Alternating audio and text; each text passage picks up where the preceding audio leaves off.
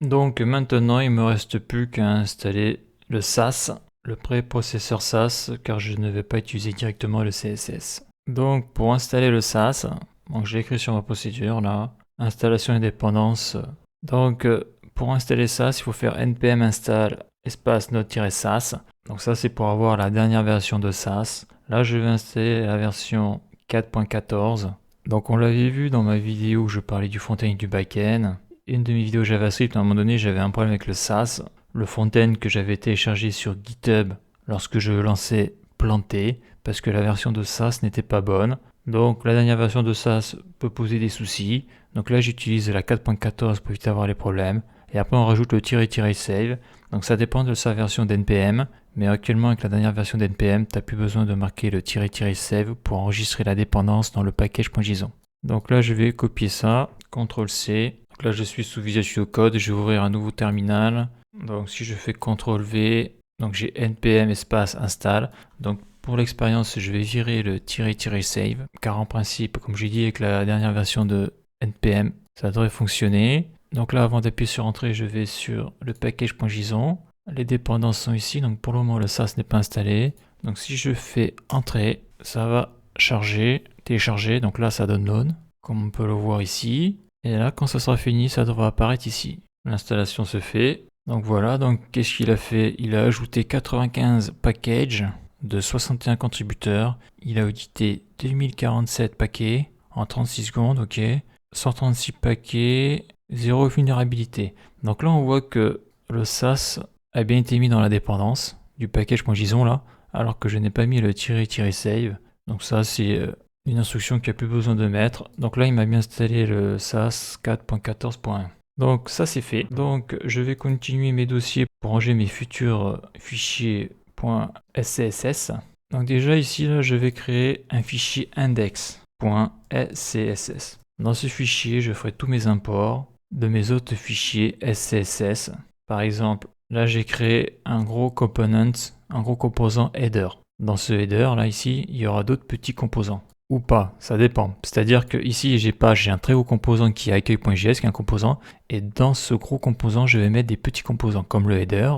Et si mon header est très compliqué, et bien dans le header, je remettrai encore des sous-composants quelque part. En gros, c'est faire des composants qui sont simples à lire. L'idée, c'est ça. Donc là, j'ai mon index général qui est vide pour le moment. Là, j'ai créé un composant headers.js. Et là, ce que je veux, donc, c'est un fichier SCSS pour ce composant-là. Donc, à chaque fois que l'on crée un composant et que l'on veut faire un style qui lui est propre, eh bien, dans style, je vais faire nouveau fichier. Je vais mettre l'underscore pour pas que ce fichier soit compilé par le SAS. Et je vais écrire header.scss. Donc, je vais donner un petit exemple. Là, je vais marquer ici, là, je suis le header. Et là, je vais écrire H1.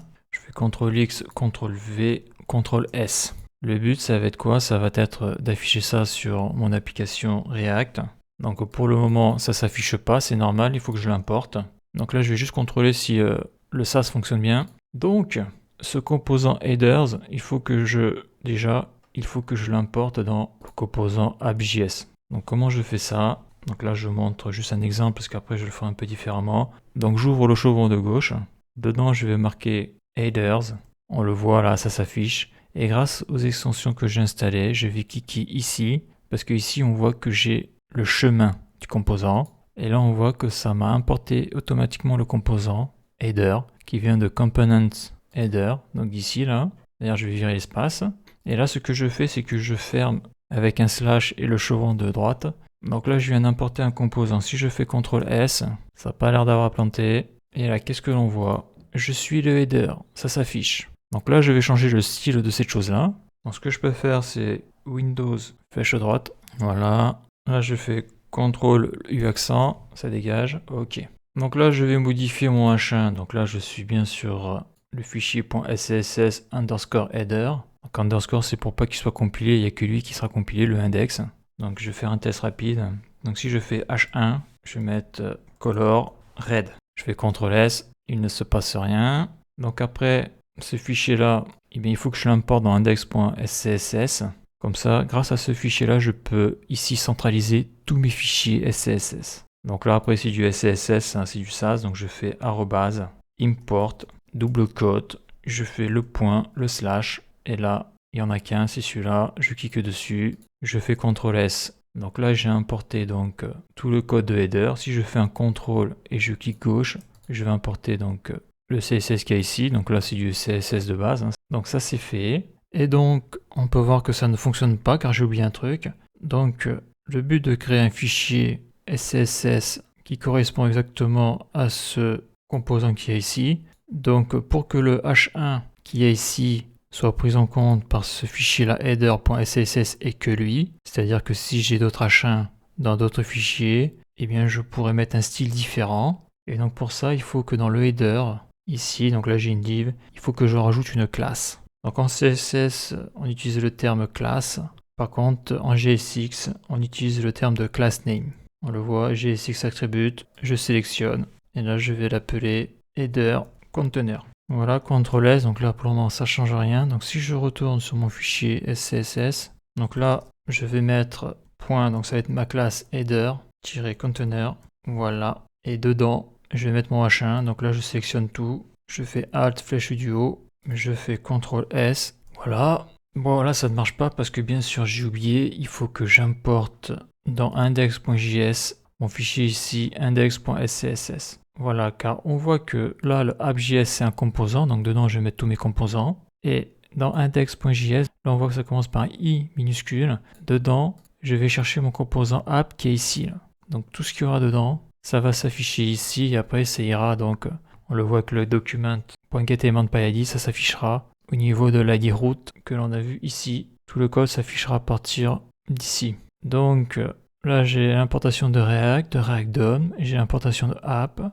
Et là, je vais rajouter import, j'ouvre les double quotes, point slash, et je vais chercher dans style, qui est ici, je vais chercher le fichier index.scss. Donc le gros intérêt de ça, donc je fais CTRL S, voyons, j'actualise ici, et voilà, ça marche. Donc à noter des fois que lorsque l'on fait CTRL S, suivant ce que l'on fait ici, des fois ça ne marche pas, la réactualisation automatique. Donc des fois il faut y mettre un petit coup d'actualiser, ça dépend des cas. Donc là on a vu que j'ai changé la couleur du header. Voilà, donc celui-là qu'il y a dans class name avec le nom de header container, parce que là si je fais un autre H1, donc ça bien sûr en HTML il ne faut pas mettre deux H1 dans la même page, mais c'est juste pour montrer que si je fais test 1, si je fais CTRL S, il n'en veut pas, parce que ça c'est une des règles de React. Il faut que quand tu as plusieurs éléments HTML, il faut que ces éléments soient entourés par une balise. Donc je vais utiliser une balise div classique. Donc là, il ne veut pas du emmet parce que j'ai pas mis de classe. Donc voilà, par exemple, si je fais ça là, CTRL V, voilà, l'erreur a disparu. Si je fais Maj Alt F, donc ça, j'en parle, c'est une des règles de React. Quand tu vas mettre par exemple un élément ici entouré d'une div, ça va passer. Par contre, si tu mets plusieurs éléments comme là, tu vas devoir, tout le contenu là, devra être entouré soit par les billes d'une div, comme ici. Si je fais CTRL S, l'erreur n'y est plus. Donc on voit que le H1, c'est le H1 avec les styles de base du navigateur. Et là on voit que là l'autre H1 qui est compris dans la div class name header container, c'est le style qui est ici. La classe header container, dedans j'ai mis le H1. Donc ça c'est bon. Et tant que j'y suis, parce que c'est important, souvent c'est pas ce terme-là qui est utilisé, c'est ça. Les chevrons ouverts fermés et ici le chevron slash ouvert et fermé. Voilà le code que ça donne. Si je fais un CTRL S, ça marche toujours. L'intérêt, c'est que c'est plus lisible.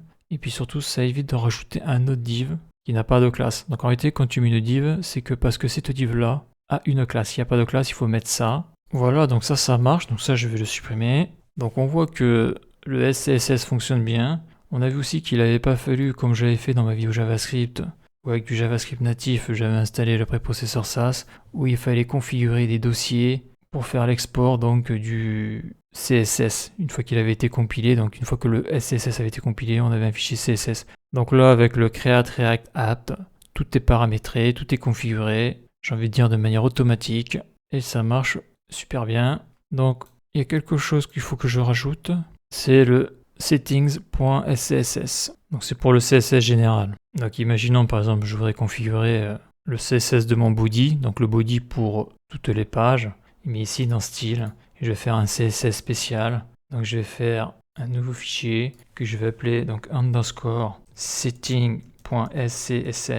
Voilà. Donc à partir du moment que j'ai créé ce fichier, il faut surtout pas que j'oublie de l'importer ici. Donc là je fais dans index.css, je fais @import double quote .slash et j'importe le fichier css setting, je fais un CTRL S. Là on voit qu'il y a une erreur, pourquoi? Parce que ici je vais mettre le point virgule. CTRL S, voilà. Donc par exemple dans mon setting général, ce que je peux faire, c'est que je vais mettre l'étoile, donc all, j'ouvre les accolades, je vais mettre un box sizing border box, je vais mettre un list style none, point virgule, je peux mettre un margin 0 et un padding 0. Je fais CTRL S, ça change rien. Ce que je peux faire aussi, ce qui est pas mal, c'est donc deux points route et dedans je vais y mettre un font size de 62,5%. Donc ça veut dire que lorsque je mettrai un rem, j'aurai l'équivalent de 10 pixels. Donc là je vais faire un test, voir si ça marche mon truc. Donc ouais, donc là par exemple je vais faire un P et je vais marquer un rem égale 10 pixels. CTRL S, donc là j'ai dû actualiser parce que ça l'a pas pris, donc un rem égale 10 pixels. Donc si je me mets sur mon settings général SCSS, si je désactive ça, voilà, je fais CTRL S, voilà, on voit que c'est beaucoup plus haut. Donc si je fais F12, ça je vais le mettre en bas. Si je fais Select ici, si je mets dessus, donc on voit que la font size est à 32 pixels. Et si je réactive ça, d'ailleurs c'est celui-là plutôt que j'ai envie de voir, le rem, on voit que c'est écrit là, il y a marqué font 16 pixels time new moment. Si je réactive ça, CTRL S, je clique ici, je vais là, et là on voit que je suis passé à font 10 pixels. Voilà. Donc c'est pour éviter de faire des calculs trop compliqués, comme par exemple si je veux du 20 pixels, eh bien je marque 2 rem. Si je veux du 30 pixels, je marque 3 rem. Si je veux 15 pixels, je marque 1,5 rem. Donc voilà. Donc là on peut voir que tout fonctionne. Le SCSS est bien installé. Donc j'ai ma configuration de base. Et donc là ce qui va m'intéresser de savoir c'est combien de mégaoctets ça fait tout ça. Donc là je suis dans mon fichier JavaScript 247. Si je sélectionne tout, si je fais propriété, on voit que la taille fait 174 mégaoctets, sur le disque ça fait 216 mégaoctets. Donc là ce que je vais faire c'est un copier. Sur mon disque dur je me suis créé un autre dossier React App de base et je fais un coller. Et donc l'intérêt de faire ça c'est que si je veux recréer une React App, je n'aurai pas besoin de tout réinstaller, de tout configurer car comme on a pu le voir ça prend quand même beaucoup de temps. Donc là j'aurai juste à faire un copier-coller, à changer le nom. D'ailleurs on le voit, hein, je suis sur un SSD NVMe et on voit qu'il y a tellement de petits fichiers. D'ailleurs il est en train de copier 42 251 fichiers. Donc c'est tout petit fichier et la vitesse d'écriture est de 1 mégaoctet alors que ces disques durs là théoriquement, en tout cas pour les gros fichiers tu peux écrire à 1500, 2000 mégaoctets seconde pour les très gros fichiers. Mais là les petits fichiers à chaque fois c'est la misère. Donc ça prend plus d'1 minute pour copier le dossier de base avec mon application React qui est quasiment vierge mais qui est prête à recevoir du code. Donc voilà, c'est fini. Et donc la suite dans la prochaine vidéo.